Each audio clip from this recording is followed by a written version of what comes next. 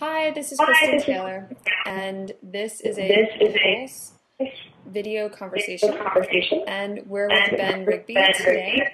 So, Ben, would you introduce yourself? Yeah, as you said, my name's Ben, and I worked in the private sector for many years. And in 2004, I was looking at the ways that young people were interacting with each other. They were using text messaging primarily to communicate with one another, and I was thinking, here's a prime opportunity for generating civic interaction, civic empowerment among young people using the technology that is already so familiar to them, kind of on the level of personal communication. And founded Mobile Voter, the intent of which was to register young people to vote via text messaging.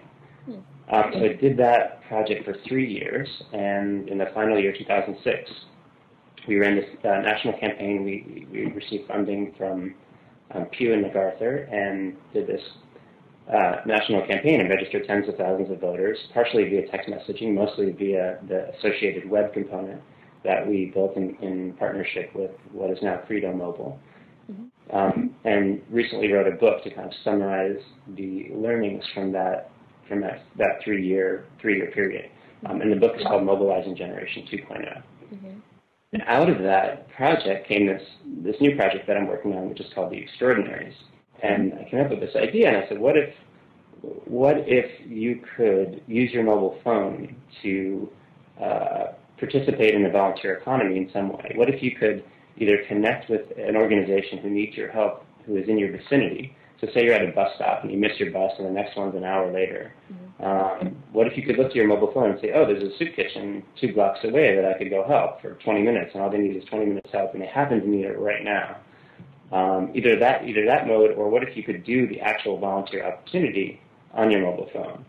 So if you're a lawyer and there's a nonprofit or an individual who needs some legal expertise, you could give that expertise via the built-in tools provided on the phone, review a contract, and then call the person and talk them through an issue. The number one reason most people give for not volunteering is that they're too busy, they have no time. So our innovation is to envision capturing these moments of spare time and converting them into social good via the mobile phone. Actually, a lot of the research I did for the book, it dealt with this issue of long-term commitment and membership. And we find that a lot of the studies that I read said that people have a dissuasion. Well, first of all, they have a dissuasion to writing checks. They feel like they're being asked for a check again and again and again. And that's the only significant way that they can interact with a nonprofit at this point in time is to write that check. Or to spend 8 hours and make a giant commitment and go through vetting and go through training and say, this is the organization that I want to dedicate not only my free time on a Saturday to, but the preparatory work that it takes to be able to get to a point where I can offer that expertise or time to the nonprofit. And so this concept of ephemeral volunteering or episodic volunteering that you can do and you can have fun doing, and then it's over. And you can make a commitment to that organization if you want. That may turn into a long-term commitment, but you can experiment. It's more like playing a game. It's more like playing solitaire than making a long-term commitment. And I think that notion may appeal to a lot of people. Incidentally, there were 9 billion hours spent playing solitaire in the past year. 9 billion hours of people with excess time to either amuse themselves or kind of take a break.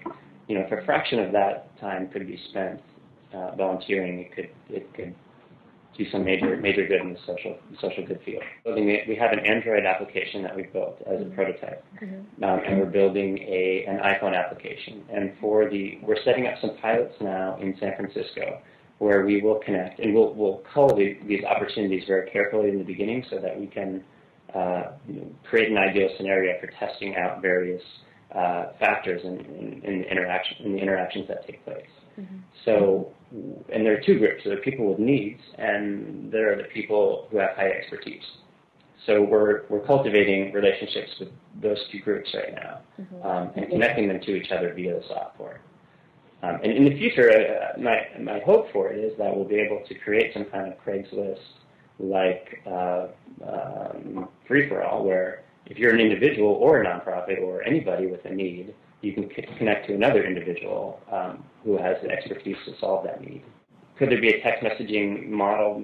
Maybe. And there's the scale, the possibility space is a lot smaller when we're talking about text messaging, because it's essentially like you put a request in, you get a message back that says call this person, and then the mode of interaction is voice. Whereas on a smartphone, we can do document review. We can do audio. We can record a comment after a document review and send that comment asynchronously to that person, the person who needs that comment. So it enables a lot richer interaction. And so that's where we're starting. But ideally, since 80% of the world now has a mobile phone, and just a small percentage of them are smartphones, we would hope that we'd be able to expand the base. It's a very fluid concept, right? You're not always the expert. Sometimes you're the person with the need of expertise, and you could be both in one day. And that seems pretty exciting too, right? To kind of address the idea that really we are all experts at different times of the day and doing different things. Yeah. Well, first to study, to see what other organizations are doing, what else is out there. And again, this is the purpose of the book was to say here's a lot of things that organizations are doing. Mobileactive.org has a ton of resources written up about just this topic. So secondly, to understand how your supporters or constituency are using mobile, because how they're using it will affect pretty dramatically what you want to do with it. If they're young people and they're going to a concert, it presents a prime opportunity for recruitment, because you can have the performer stop the show and say, text me for a free backstage pass, and you can generate, you can recruit 10,000 people at a concert like that. Instantly, you have their phone numbers and can then call them back or send them an email at a later date. It's a very powerful recruiting mechanism.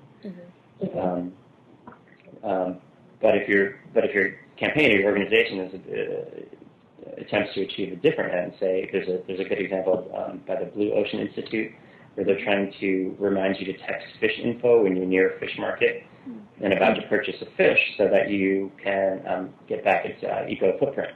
So if you text in